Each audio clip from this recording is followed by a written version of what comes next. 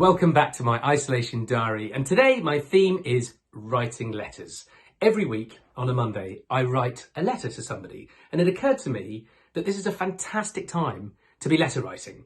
So letters, I feel, have been rather consigned to things that plop through the letterbox demanding payment or some sort of appointment or a pointless newsletter, when actually a personal handwritten letter, if you're in isolation, is a really wonderful way of having a direct connection with somebody. Now, you may not be able to get out to post it, you can always photograph it and send it in that way, but it is the act of letter writing, the connection of the pen to the mind, that focuses. So there's so many genres of writing letters, but I always feel that whatever it is, I engage quite deeply with the subject matter.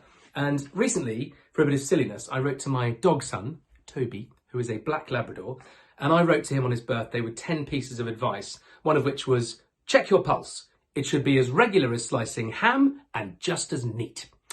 Another piece of advice I gave him was, if you ever find yourself in doubt, make a noise that's precisely balanced between understanding and grave concern. To practice this noise, face a mirror and tell yourself you're fired.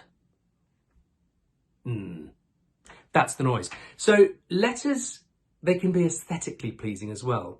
Physically with the handwriting. A spidery scrawl, it's enough to curdle the mayonnaise. But if you get a thank you letter from Anna Huckabee, it's like rose petals over the eyeballs. But these are things that can change the world.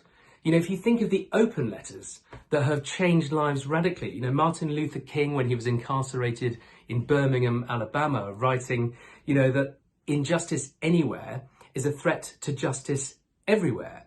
You got letters from Siegfried Sassoon in 1917 when he was claiming that the war was deliberately being prolonged by those who had the power to stop it.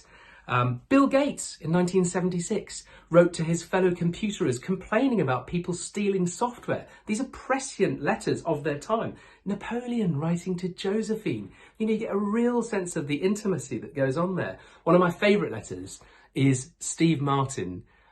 His response to a fan called Jerry, I think it was in the 80s, do look it up. I think it was from Aspen Companies, and it's like a corporate spiel that's been typed with various blanks where he's just handwritten in Jerry, and it is the perfect balance of deeply impersonal and very, very personal at the same time. It's a marvellous letter. But I think the best letter, or the best sense of why letter writing is important, is the one the Queen wrote to Eisenhower in 1957. He'd come to stay and he loved her scones. So 5 months later, Her Majesty sent him a letter with the recipe for her dropped scones. Now imagine you get a letter from the Queen, that is amazing, but with a recipe, with something else inside. It's so personal and it's so touching. And the main thing that it proves is that it is never too late. We think we have time on our hands now. This will pass. Use this time, engage with this time, write it down, sit right down and write yourself a letter. You'll feel a whole lot better. And I'll see you here next time on the Isolation Diary.